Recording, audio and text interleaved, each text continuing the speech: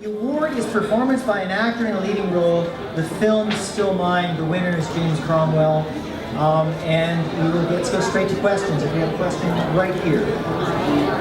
Microphone to support the question. Hi, Jeremy Singer from T.TV. Very well-deserved award. Congratulations. Thank you. I personally wanted to know, considering this was based on a true story, how did you decide to approach this role?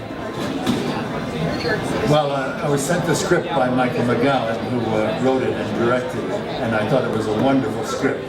I didn't give it a very good reading, and I gave him some notes, and he made some changes, and I read those, and I realized that the first script was perfect.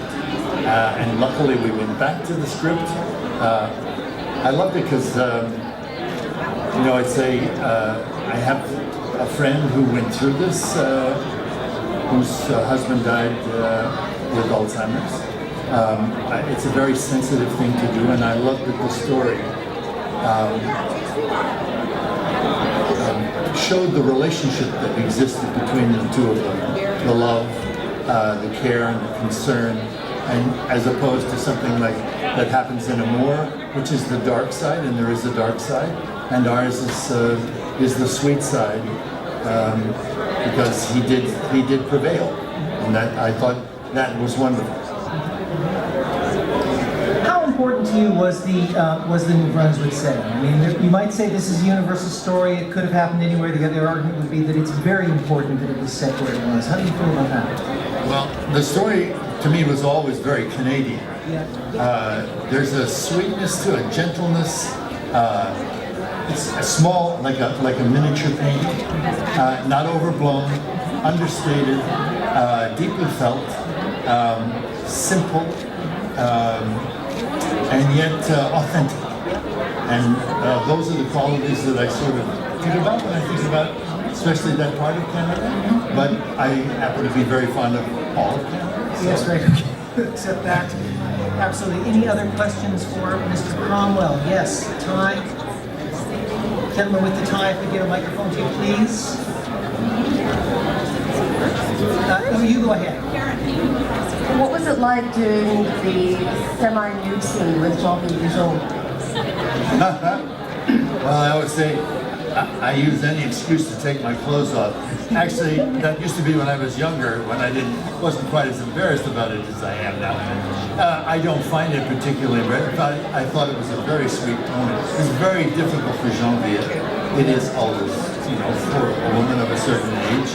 And I think that she was reluctant, but then she saw the scene where I went in the shower. She was supposed to join me in the shower and decided at the last moment, no, I'm not doing that, and watched me do it and saw that he's okay. He doesn't seem to care very much. And so she was that feistiness with which she says, I want to see you, is adorable. And that's pure Genevieve. And it was a delight and easy and simple. I mean, as you can tell, I love the whole project. So, yeah, it is a deal. Thank you. Had you worked with Genevieve before? No, I never have. I actually had a crush on her when I first started. She was a big deal, and she was incredibly attractive. And so it's funny to play with somebody that you had a crush on and say, wow, that's great. It works out. I get the girl. Sir, go ahead. Hi. One of the things that I really liked about the film and about your performance is that it's a really physical performance, and I think it takes a lot to play someone of that age that's actually building something, and it's a very hands-on performance. Was there something about that aspect of someone actually building and creating that really drew you to the project? Well, I'm the worst builder ever, but I can fake it really well. Yeah, so once somebody tells me how to move that log and set it in the jig, and it looks like I know what I'm doing. Of course, I don't know a damn thing about it. But what I loved about it was the behavior. The man was a builder. That's what he did first. And what I wanted to do was to be able to communicate an authenticity. and an ease and a comfort with all that. Because when I met him, he was 92, and he was still driving around the town. He was still felling logs, and I thought it was extraordinary because he had a whole lifetime of doing that. And that, of course, his approach to his work, the care and concern and precision that he brought to that, he brought to his relationship. And I thought that was a wonderful integration of two aspects of a character. Any other questions for Mr. Cromwell? Yes, go ahead. I'm Rachel from Canadian Living, and I'm just wondering how this, filming a Canadian movie, was different from doing the Hollywood pictures that you've done. Well, the Hollywood studio pictures, there's no comparison. You know, it's a huge concern. I've always been, I'm a character actor. My definition of a character actor is the guy who doesn't get the girl. And usually directors, when they are at the video village and they're looking at the frame, they're looking at their leading actor and they're looking at the composition, and there's some tall guy who's speaking. As long as he doesn't flub his lines, it's perfect. So you feel always, I never got any direction. Hardly ever. Clint Eastwood said to me, "Jamie, don't drop your eyes." That was the best piece of direction. But that's as much as you get.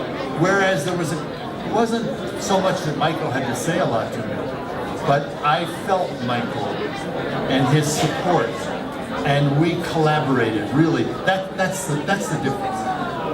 We collaborated both as director and actor with the rest of the ensemble into creating something that was beyond my ken. I didn't have a vision, it's Michael's vision.